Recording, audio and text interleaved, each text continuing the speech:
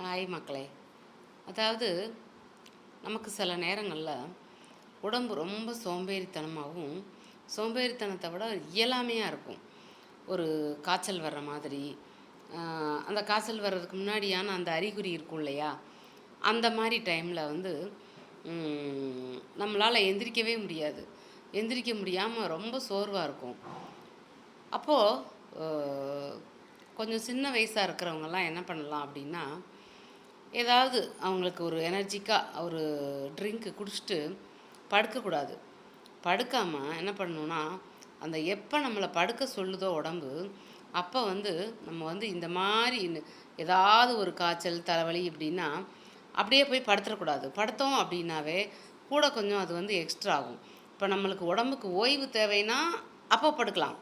ஆனால் இந்த முடியலை அப்படின்னு சொல்லும்போது, அப்படி சோர்ந்து நம்ம படுக்கிறதையே பழக்கமாக வச்சுக்கிட்டோம்னா, அது திரும்ப திரும்ப நம்மளுக்கு அதுவே ஒரு வழக்கமாயிரும்.